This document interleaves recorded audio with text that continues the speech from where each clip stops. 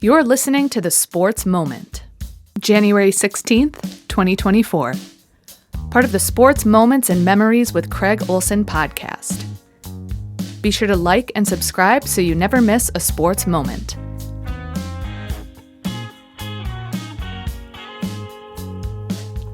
Sponsored by Pemberton Law and Lake Area Docks and Lifts. Lake Area Docks and Lifts, more than just docks and lifts. Lake Area Docks and Lifts. Hey, welcome to the podcast. Lots going on over the weekend, and we, of course, had the long weekend with Martin Luther King Day on Monday, little 3-day hiatus. And usually when that happens, I'm ready to get back at it. So let's get back at it. I want to, first of all, congratulate Randy Hansen and his Otter boys swimming and diving team.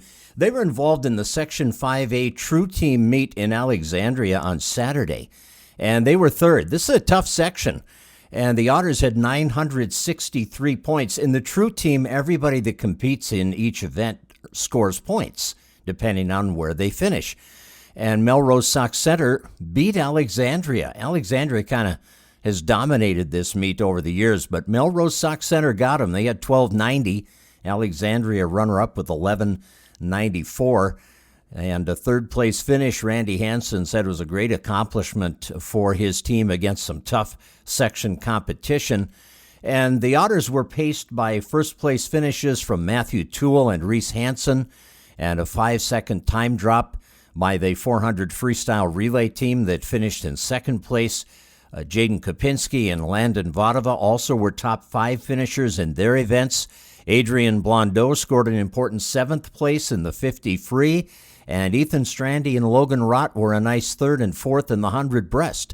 And all of those places proved to be quite important in a meet where every finisher scores points, and the Otters take 3rd place. They've got Brainerd on the schedule for a Central Lakes Conference duel on the road on Thursday, but a very nice performance by the Otter boys swimming and diving team over the weekend. And yesterday, even though it was Martin Luther King Day, there were a couple of basketball games around the area. Underwood beat Sabika 58-44 in boys basketball, and Kellen Shebeck's guys are playing well, and that was a non-conference win for the Rockets. And also Hancock played. They played at Border West and beat the Buccaneers 60-52. And in that game, Corey Beadle, who's the head coach for the Owls, earned his 200th career coaching victory. So congratulations to Corey.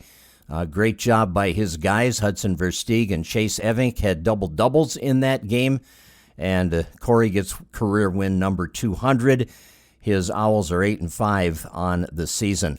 The Brandon Evansville at West Central area game that was scheduled for last night was postponed as school in Brandon Evansville was called off yesterday. So whenever that happens, any games on the schedule are called off. So they're going to make that one up on Monday, the 29th of January. So no game in Barrett last night. Well, Lake Area Docks and Lifts is one of our sponsors, of course, on the podcast. We appreciate Donovan and Renee Rasmussen, and they invite you to stop by, visit their location at the Minneapolis Convention Center this coming weekend for the boat show. They'll be at the Fargo Dome Boat Show here in January as well, and the boat show promotion pricing is in effect. So, great chance to save before spring with Lake Area Docks and Lifts. Lake Area Docks and Lifts, more than just docks and lifts. Lake Area Docks and Lifts.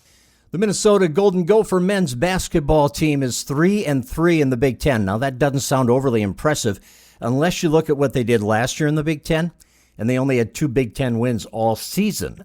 So to be 3-3 after the first 6 games, that seems pretty good. And they are 12-5 overall. They suffered an 86-77 loss to Iowa last night on Martin Luther King Day at Williams Arena, even though Dawson Garcia scored 30 points in the game for Minnesota. But Iowa shot just under 54% as a team, and the Hawkeyes also out-rebounded the Gophers 37-30. Minnesota will play at Michigan State on Thursday night in their next game. You know, this Big Ten is going to be so competitive because right now you have Wisconsin at 5-0 at the top of the Big Ten, and you have Purdue and Indiana at 4-2, Illinois and Northwestern at 3-2, and then Nebraska, Minnesota, Iowa, and Maryland are all at 3-3. And then you have 4 teams at 2-4, Ohio State, Michigan State, Penn State, and Michigan. And Rutgers brings up the rear at 1-4.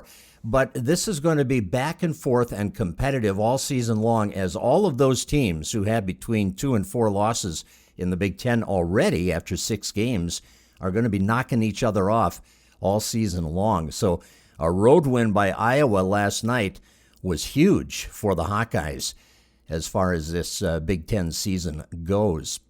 You know, one of our sponsors of our podcast is the Pemberton Law Office, and we appreciate the guys at the Pemberton Law Firm for supporting what we're doing with our podcast. Pemberton Law carries a legacy of trustworthy and reputable legal representation dating back to 1883. And they have offices in Fergus Falls, Wadena, Detroit Lakes, and Alexandria. You can visit them online at pemlaw.com. How about Marc-Andre Fleury? The Minnesota Wild goaltender took sole possession of second place with his 552nd win in the NHL, passing Patrick Waugh and posting his 74th career shutout as the Wild beat the New York Islanders last night 5-0. Joel Eriksson scored twice on special teams. Mats Zuccarello had a goal and an assist. Connor Dewar and Marcus Foligno also scored for the Wild, who had gone 1-7-1 in their previous 9 games. But they celebrated along with the 39-year-old Fleury after he passed Patrick Waugh on the all-time win list. The only guy ahead of him, Martin Brodeur. I don't think anybody is ever going to catch Brodeur. He holds the record with 691 wins. Yeah, 691. And Fleury is second with 552. Not going to happen. Nobody's going to catch him. The Wild are off now until they play Thursday night at Tampa Bay. Timberwolves are off until tomorrow night, and they will take on the Detroit Pistons on the road, the worst record in the NBA. The Pistons are 4-36. Timberwolves at 28-11, second best record in the NBA, and hopefully making another win out of a contest that they should win when they play in Detroit tomorrow night. Well, we need to update you on the NFL and everything that's going on there. You know, the Philadelphia Eagles, what a terrible finish. After Week 12, they were 10-1. That was the best record in the NFL. Since that time, they have gone 1-6, including their playoff loss to the Tampa Bay Buccaneers last night. 32-9, the final. The Bucs move on, and the Eagles are done. How safe is Nick Sirianni's job after that collapse? And the Buffalo Bills beat the Steelers yesterday, 31-17. So the Bills move on. And in case you missed the games over the weekend, on Sunday you had the Packers rout the Cowboys in Dallas. That was the shocker of the weekend, 48-32. And the Lions held off the Rams 24-23 in their wild card playoff game. On Saturday, the Texans took care of the Browns 45-14, and the Chiefs advanced with a 26-7 win over Miami in the fourth coldest game on record in the NFL playoffs. So that sets up the divisional round next weekend. And that divisional round of games, well, this is going to be an interesting weekend. On Saturday, you have the 10-7 Houston Texans with the rookie C.J. Stroud, who's had an outstanding first year in the NFL, matching up with Lamar Jackson, the veteran, and the Baltimore Ravens. The Ravens are 13-4 and the number 1 seed in the AFC. That game will be at 3:30 on Saturday afternoon. And the night game Saturday, well, the Green Bay Packers, who are playing really well, they are 9-8. And they will take on the 49ers on the road. San Francisco, the number 1 seed in the NFC, at 12-5. That game kicks off at 7:15 on Saturday night. And then on Sunday, it's the Buccaneers and the Lions in Detroit at 2 o'clock. Lions are 6-point favorites in that one. They are 12-5. The Buccaneers are 9-8. And the night game, the 5:30 game on Sunday, has the Kansas City Chiefs. Patrick Mahomes, for the first time in his whole career, is playing a playoff game on the road that isn't the Super Bowl. He's played at neutral fields before in the Super Bowl, but he's never had to go as a visitor to an opposing team's stadium for a playoff game until now. And it's the Chiefs and the Bills. Both teams are 11-6. Buffalo has been made 2.5-point favorites in that one. That is the one game that I'm not going to miss next weekend in the NFL divisional playoff round. And that's going to do it for today's podcast. A reminder for you, tomorrow, part 2 of our look back at the 2000-2001 Lady Spartan basketball team, the national championship team from that year. We featured part 1 in our featured podcast last Wednesday, and it's up right now. If you haven't checked it out, be sure to check it out. And then tomorrow, it'll be a part 2 going up as we continue our look at that NJCAA Division III National Championship team. Hope you'll join us for the podcast with the Sports Moments and Memories with Craig Olson. Thanks for visiting us. Have a great week. You've been listening to the Sports Moment with Craig Olson.